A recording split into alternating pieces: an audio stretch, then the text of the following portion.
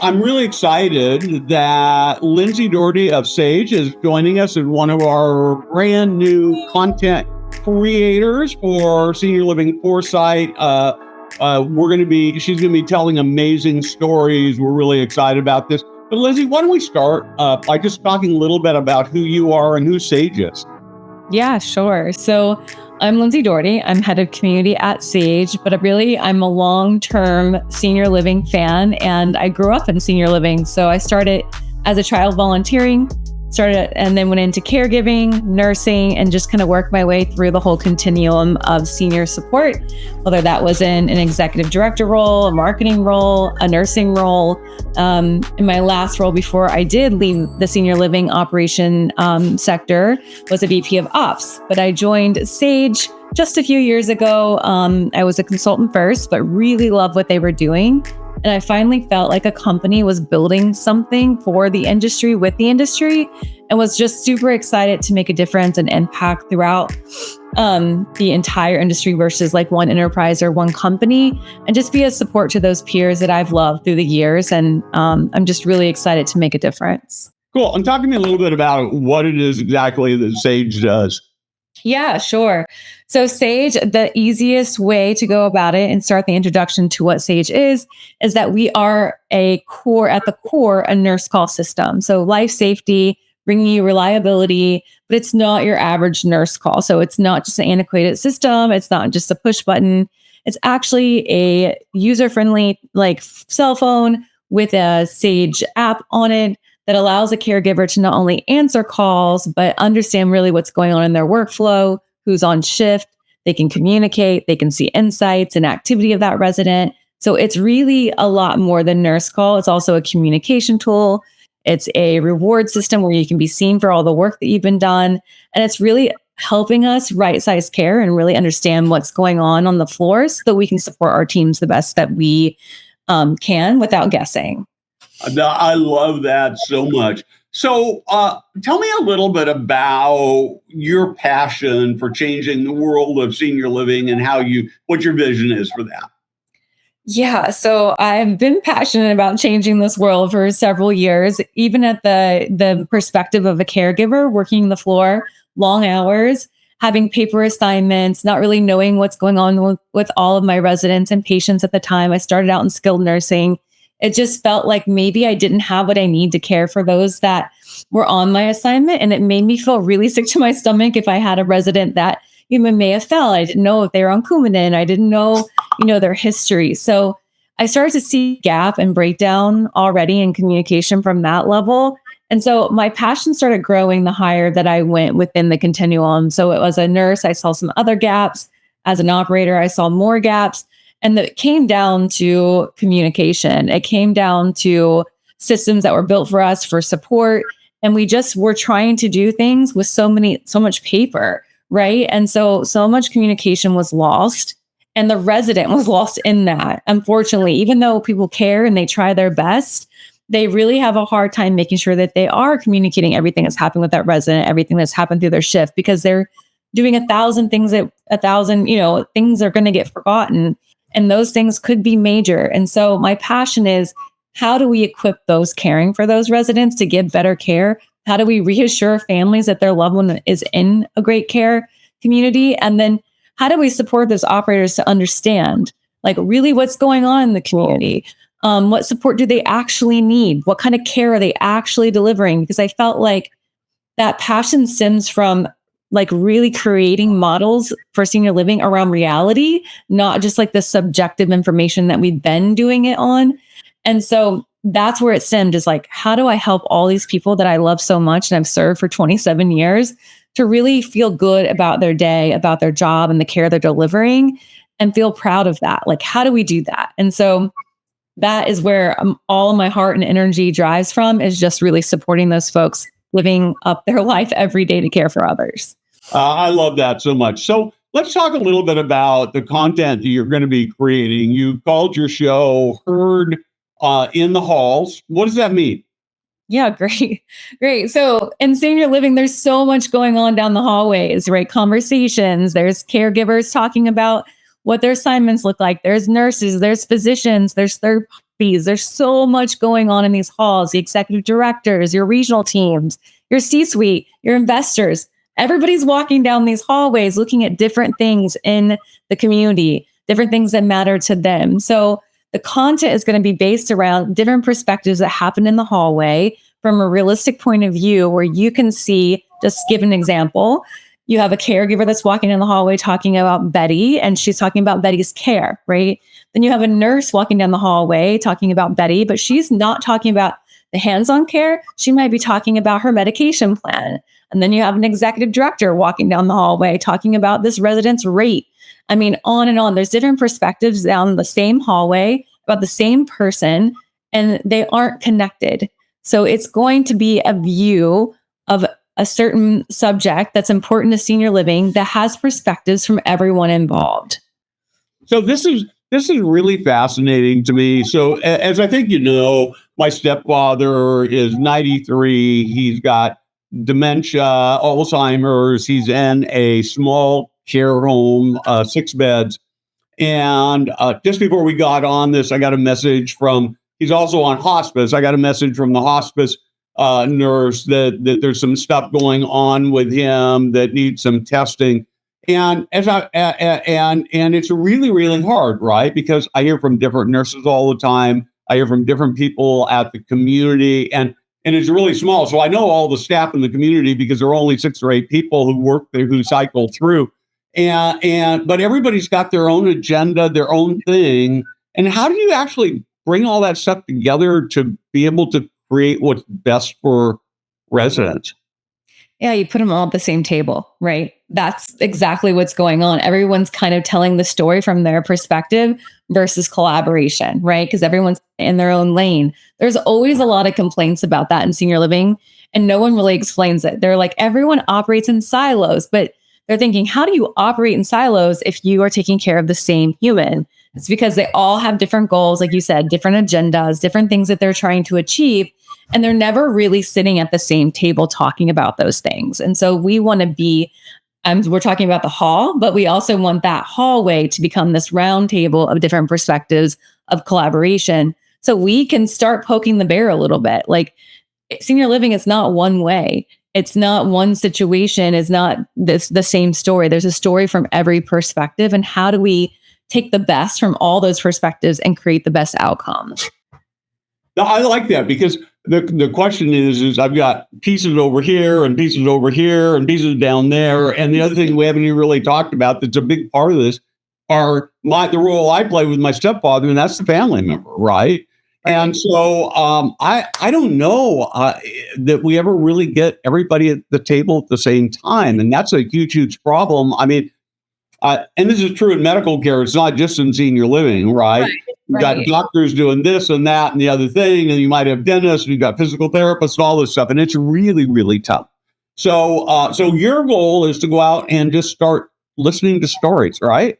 Yep. Just listening to stories, bringing them together, and really starting to create more of an outlook of what senior living is really looking like today, and how can we help, right? How can we realistically help or holistically help, right? But the true story of what's happening. And we didn't talk about the family, but the family should have a seat at the table. I've been the family, I've been the operator.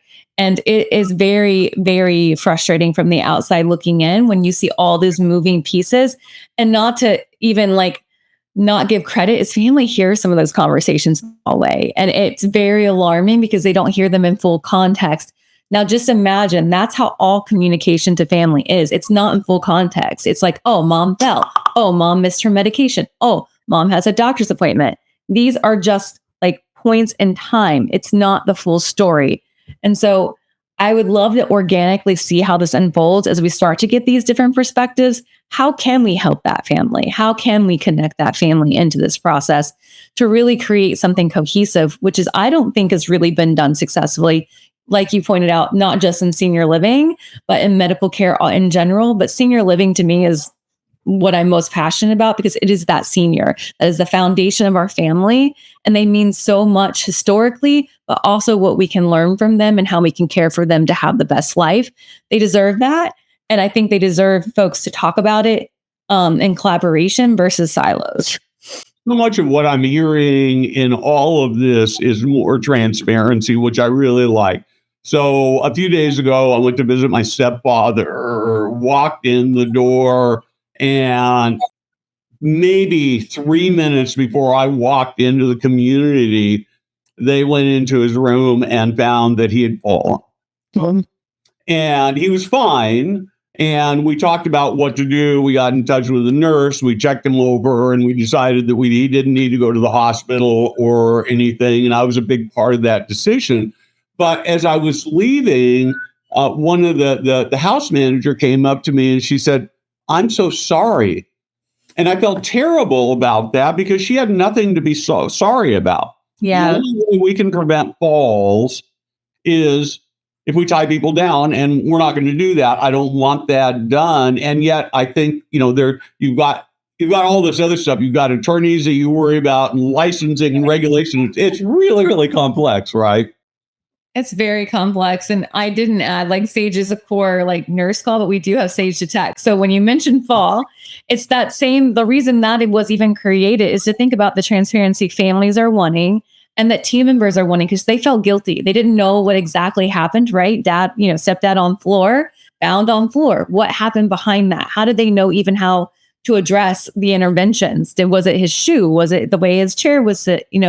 So having technology to help you do that is also something that Sage does. I didn't want to forget that because that's important because we are hearing these conversations, we're hearing these pain points, and we're trying to address them so that we can really empower these teams to walk through we can't prevent unless we get rid of gravity, but we can start to think of better interventions, better care plans, and really understand the true, a more holistic view of that resident, what they need and what are kind of the pain points, whether it's hydration, medication, mobility, like really what's causing these things. So proactive care, right? That's the most important thing. And I think we really lack those tools as well. And that guilt is a lot that relates to that burnout of that caregiver. So yes, they said they were sorry, but they're probably going to carry that home. Because I know and it's really hard because you're as a family like, no, it's not your fault. And you kind of let that go. And then you're worried, right? And you start focusing on all the things that you're going to have to do for your loved one. I promise I went home so many times as a nurse caregiver when a resident had fallen, didn't see what happened. I tried my best to figure it out and make an intervention, get therapy involved, whatever you think to do. And then I still worried all night long. What if they fall again? What if someone doesn't see them? How long would they lay there? And one of the things I've done with the staff in my stepfather's situation is I've said, I expect that there's going to be a fall and something bad's going to, the outcome's not going to be good. One of the triggering events to move him from our home to a senior living community was that over a period of about 6 weeks, he took 4 falls. And, in all but one case, we were able to get him back up and get going. One time he happened and got himself in a pretzel situation in the bathroom. And at 3:00 in the morning, I had to get the fire department, the paramedics to come out just to help me get him up because he's a big guy. But one of the things I've told the community is, look, something's bad is going to fall and you're going to feel terrible and you're going to call me up and you're going to tell me that he broke a hip or he broke a bone or something. And I just want you to know that when you do that, I'm going to say, okay, what do we do now? Because I expect this to happen. But I also recognize that I'm not every family. I've been doing this for a long time. I understand. I fully, and I think maybe that's one of the opportunities. One of the reasons I'm really excited about what you're going to be talking about is that we do have to be realistic that essentially everybody who moves into senior living is on a downward path that's going to end with their taking their last breath, either in our community or in a more intensive setting, right? Yeah. No, this honestly, Steve, there's not a lot of transparency. And I think when you are, and I'm just going to put that out there, is when you are selling your community, right, and bring them into our senior living, we want to reassure you, give you security. But it doesn't hurt to say, here's things that still can happen, but we're here as your support team, right? We're going to figure out what happened. We're going to try to create a plan and be proactive. We can't prevent, but hopefully hopefully we can put enough things in place to, prolong life and quality of life so that your loved one does live in a really, what's the word, fulfilling way. And that's something I don't think we want to have that conversation. We don't want to say, yeah, your mom's going to fall, you know? And the fact that you already have some education on, the way that it does work in senior living, that we don't stop aging, we don't stop gravity, but we are trained, we do care, and we are like side by side with that family as a partner in support. And there's nothing wrong with that. There's nothing wrong with that. But when it goes wrong is when you tell me you're going to do something that you can't, and then I don't trust you, right? That's right. Yeah, I actually believe that too often we don't spend enough time talking about the bad things that are likely to happen and being proactive. I think that people would appreciate that. It's hard though, right? I mean, let me entice you to move your loved one into my senior living community where something terrible is going to happen and then they die. That doesn't sound like a very compelling message, right? No, it doesn't. And it really wouldn't work, right? Until you start to build some trust, right? And understanding and education. And that's to like the sales counselors and executive directors. I always felt in that position that I was an educational piece, right? I was someone who was going to walk them through aging, because a lot of folks have not experienced that are caring for their aging parent. They don't understand the differences. I mean, even my own family, like with my own grandmother, we were like, my family members were confused. Like, what does she need? How does insurance work? What does this mean when she goes in a community? What do they even do? Like, does it stop her from falling? Well, I was able to say, no, it doesn't. It doesn't. But they have 3 really good meals. They have escorts to those meals. People are monitoring her. Her medication's on time. Hydration is happening. Activities, engagement, social. Like, there's so many things happening to give her this fulfilling life that she is at home and she is isolated. And with isolation comes other things, and people really don't see what's going on and they can't be proactive. We have the ability in senior living in a community to start putting interventions, to start being proactive. And again, prolonging that life so that there's vitality there. We want to give moments back to family. We don't want to take them, but it's those last moments that we're giving back to them. That's a really hard conversation to have to someone who really loves their mom. But they need to hear some of this in an educational way, not a negative way, but just, hey, some things that could happen, some things that you could expect, right? And that even goes down to financial, right? As we have rate increases every single year, her level of care can change. Like, they need to know what to expect, because when they don't know those things, there's a frictional a relationship, and you want a partnership, because that's the only way we're going to be successful taking care of our seniors, is if we're partnering with families. It cannot be a frictional transactional relationship. Yes, this is so true. So I want to, you've got in part of your title is community. Can you talk to me what community means to you in the context of senior living? Sure. Community means connection. It means being included in a part of something that's bigger than you, right? It's folks coming together that serve others and serve each other. I love that. So let's do a little fast forward. Today's February 10, 2026. We are now having another conversation on February 10, 2027. What will we have learned from your channel over the past year? Hopefully, the goal here is, what would you learn? The truth about senior living, and actually some of the solutions to be better, to serve better, to support better, to love better. I think that the transparency, hopefully, that we are uncovering with the different perspectives of all the different stakeholders in senior living, family, caregivers, operators, investors, that all of us can start to understand one heartbeat of how it can work in a really realistic way. I would love for this time next year for us to sit down and say, Lindsey, there's been a shift in senior living, right? All of a sudden, this resident-centered approach actually is community centered. The whole program together is connected. Everyone is collaborating and things are changing in care, meaning we have better reviews, happier testimonials. We're seeing less stuff in the news about things not being done in senior living. And we're starting to see happy stories of success, of residents living really fulfilling lives while they are living. Like, it would just be really great for people to start to even understand senior living in general in a better way so that they feel more equipped. If I can even help one family member, understand how to navigate senior living in a way that they feel successful when they do move their loved one in, and they feel great about that community and they understand what's happening and they feel a part of that team.